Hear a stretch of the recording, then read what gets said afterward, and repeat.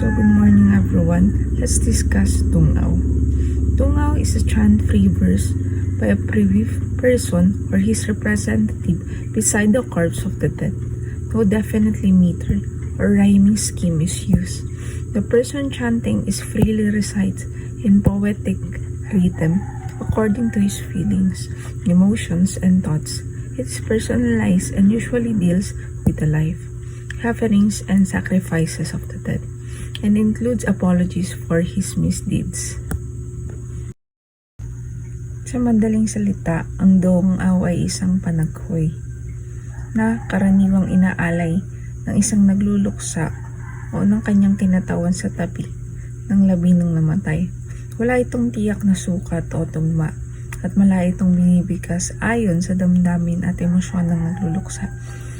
Karaniwan na ang Tungaw ay inilarawan nito ang buhay, paghihirap at sakripisyo ng namatay, pati na rin ang mga paumanhin para sa kanyang mga nagawang pagkakamali.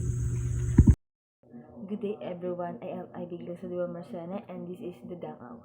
The purpose of Tungaw is to serve as a way to mourn the deceased, express grief, or offer the personalized tribute. The form is the chant is free reverse, meaning it doesn't have the fixed meter or rhyme. The context of this is the chanter freely recite the poetry rhyme, expressing their emotion, feelings, and thoughts about the deceased in life, in suffering, and the sacrifice.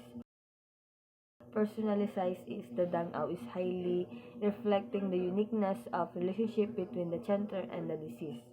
The apologies of this is often include apologize for any misneeds or regret the chanter may have in toward the deceased. The function of this is the announce of death, making obituaries unnecessary, serve as a emotional outlet, coping machine for those in grief, phrases the deceased, ask for forgiveness, advice in listener, seek help for problems, seek advice for major decision. This is the function of the Tungaw. It is a portal to world of heroes, enchanted creatures, and moral lessons that have shaped Philippine literature and identity. These metrical romances, written and rhythmic musical verses, captivated audience for centuries and continues to inspire modern storytelling.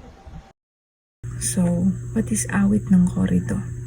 Awit ng korido is a type of narrative poetry which is introduced during the Spanish colonial period.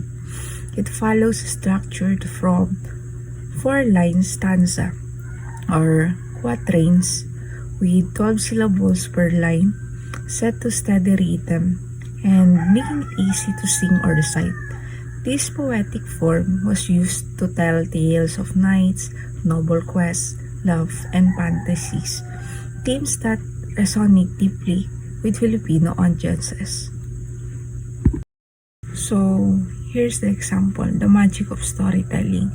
Heroes battling dark forces to restore justice, kings and queens facing trials of fate, magical creatures aiding or testing mortals, lessons on loyalty, bravery, and love. One of the most beloved example is Ibong Adarna, a tale of 3 brothers and mystical bird whose song can heal a curse. Another classic is Florante at Laura, masterpiece of love and patriotism by Francisco Balagtas. Isa na po sa example ng mga tale ay ang Ibong Adarna na tumutukoy sa 3 magkakapatid at ang Mahiwagang Ibon. Ang Mahiwagang Ibon po ay pag kumanta ay may possible na makakapagpagaling siya ng tao at makakapagbigay ng sumpa sa iba. Sa Florante at Laura naman po ay tumutukoy ito sa Masterpiece of Love and Patriotism by Francisco Balagtas. Bakit nga ba nagmamatter pa rin ang korido sa panahon ngayon? Mahalaga pa rin ang awit ng korido ngayon kasi patuloy nitong naiimpluwensya ng panitikang Pilipino, musika at teatro. Ipinapaalala nito ang mayamang tradisyong pasalita at mahalagang aral sa buhay, nagpapakita ng mahusay sa pagkukwento at hindi naluluma sa panahon.